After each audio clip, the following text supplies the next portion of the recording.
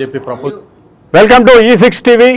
Breaking news చూద్దాం. ఇప్పుడు railway శాఖ మంత్రి అశ్వని వైష్ణవ్ను కలిశారు పెద్దపల్లి ఎంపీ గడ్డం వంశీకృష్ణ.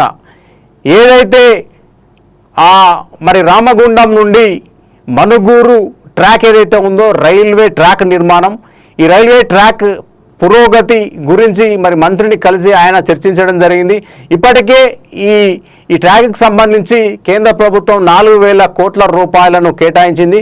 మరి ఇప్పటి వరకు నిధులు పెండింగ్లో ఉండడంతో ఆ పనులు కూడా నత్త నడకగా సాగుతున్నాయి. వెంటనే ఈ పనులను సత్వరమే వేగవంతం చేయాలని, ఈ పెండింగ్ నిధులను కూడా మంజూరు చేయాలని మా ఎంపీ గడ్డం వంశీకృష్ణ మంత్రిని కోరడం జరిగింది. ఈ కార్యక్రమంలో చామల కిరణ్ కుమార్ రెడ్డి, మల్లు రవి, సురేష్ హెడ్కర్లు పాల్గొన్నారు.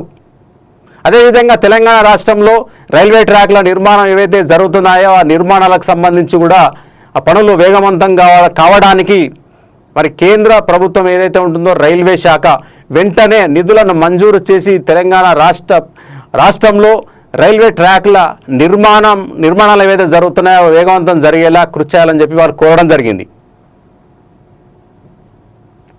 బోర్డు గారు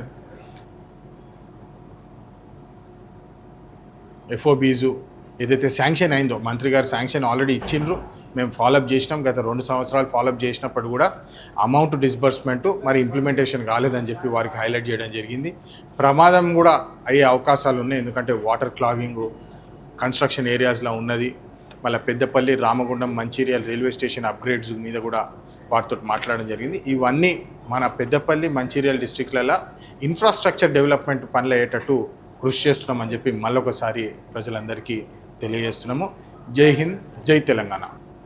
రామగుండం మనుగూరు రైల్వే ట్రాక్ ఏదైతే 4,000 కోట్లతోటి ఇన్వెస్ట్మెంట్ తోటి ట్రాక్ వేద్దామని చెప్పి ప్రపోజల్ ఉండేనో దాని మీద వివరాలు అడగడం జరిగింది. మంత్రి గారు కూడా పాజిటివ్గా స్పందించినారు.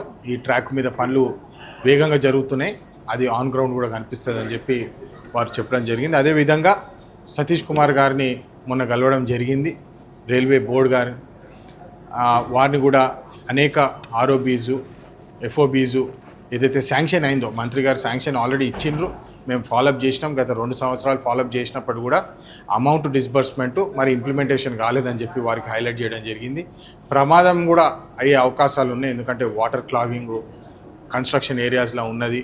మళ్ళీ Peddapalli, Ramagundam, Mancherial railway station upgrades మీద కూడా వారితో మాట్లాడడం జరిగింది. ఇవన్నీ మన పెద్దపల్లి, మంచిర్యాల డిస్ట్రిక్ట్లలో ఇన్ఫ్రాస్ట్రక్చర్ డెవలప్మెంట్ పనులు అయ్యేటట్టు కృషి చేస్తున్నామని చెప్పి మళ్ళొకసారి ప్రజలందరికీ తెలియజేస్తున్నాము. జై హింద్, జై తెలంగాణ. ఇది E6 టీవీ బ్రేకింగ్ న్యూస్. మరిన్ని తాజా వార్తలతో మళ్ళీ మరో బ్రేకింగ్ న్యూస్లో కలుద్దాం.